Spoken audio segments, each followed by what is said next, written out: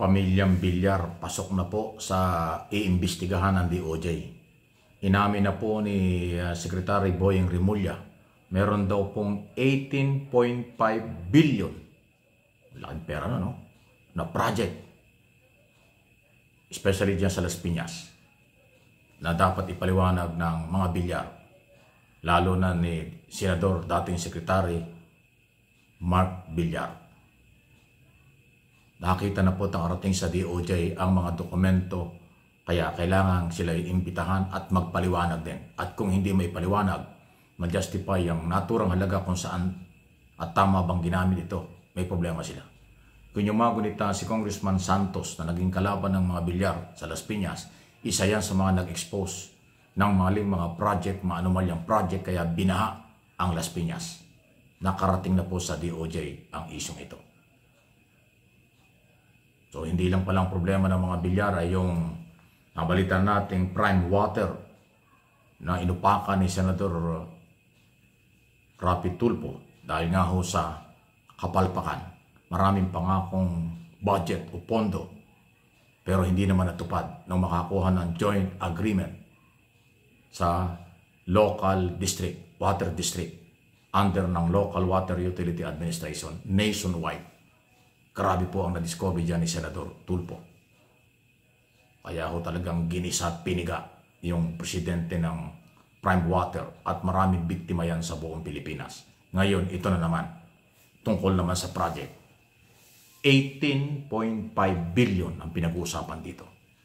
So speaking of Villar, ihaharap din, inimbitahan din ng Blue Ribbon Committee si Senador Mark Villar bilang dating sekretary ng Department of Public Works and Highway. At dahil nga ho sa ang pinag-uusapan at utos ng Pangulong imbestigahan ay 10 years, 3 taon sa kanyang administrasyon at yung mga nakaraang taon kasama ang Duterte administration. Matapos nga pong makita ng Pangulo at matanggap ang sumbong ng taong bayan, isumbong sa Pangulo ang karumal-dumal pong ginawa sa mga ghost project at kadudadudang project, substandard sa buong Pilipinas na sabit ang mga proponent na politiko, DPWS at mga private contractors. Yan po yung pinakamainit ngayon. So mga Villar, hindi kayo lusot dito.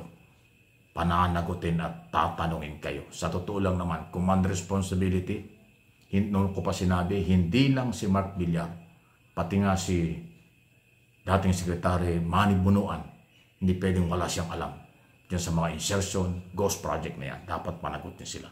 Okay? Nasa DOJ at papunta po yan sa ICI, Office of the President, Independent Commission, nag-iimbestiga. Ano ang inyong masasabi niyan? Okay ba sa inyo? Dapat lang ba talaga humarap ang mga Villar sa investigasyon? Okay? Sunod, tag-usapan natin. Naku, nakakalimutan na ito. Ano ha? Nakakalimutan na itong usapin tungkol sa impeachment na nabinbin sa Senado, nabinbin sa Korte Suprema.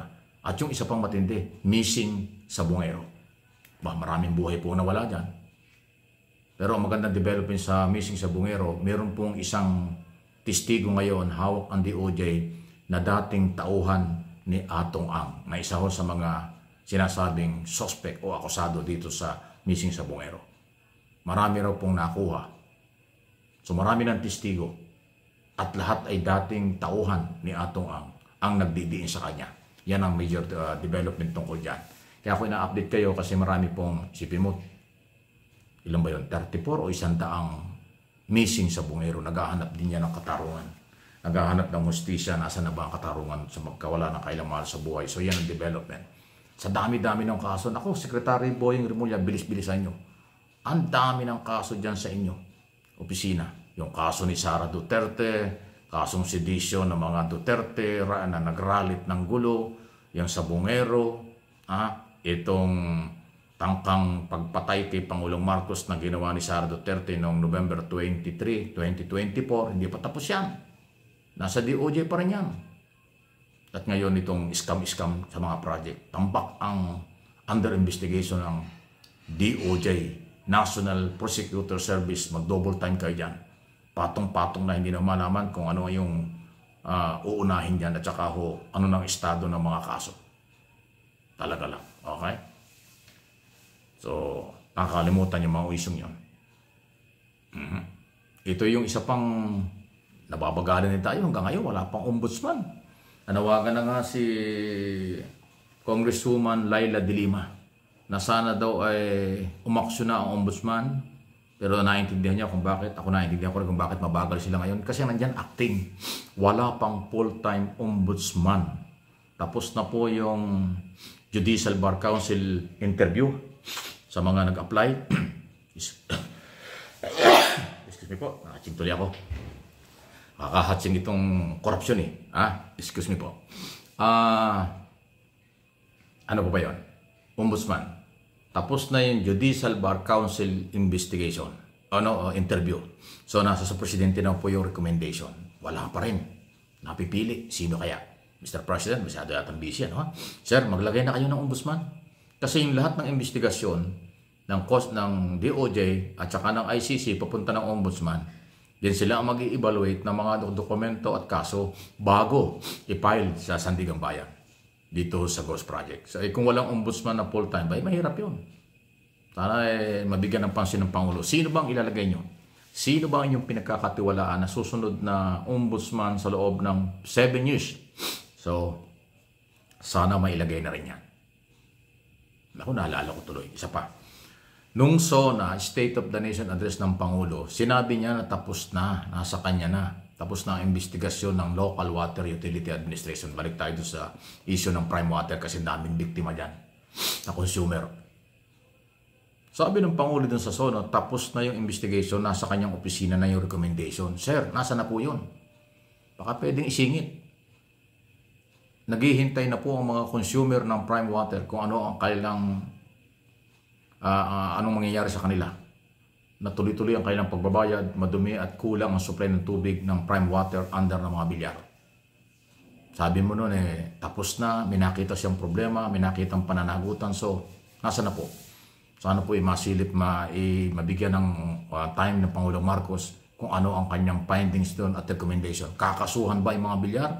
At ano ba ang mangyayari after ng investigation? Kasi sinabi na ng administrator ng LOA, maraming kapalpakan, maraming kadudadudang galaw at dapat managot ang prime water. So, ganun ang initially. So, ibig sabihin, minakita silang mali, dapat kasuhan, dapat aksyonan. Ang problema, nasa Office of the President. Baka naman yung Office of the President, mag-double time po kayo. Kahit na busy ang Pangulo, baka ito kasing ganitong mga bagay, mahalaga ito sa mga mamayang Pilipino. Yung mabilis na aksyon sa resolusyon ng kaso, mabilis na desisyon ng Pangulo sa rekomendasyon ng mga ahensya ng gobyerno, mahalaga yan.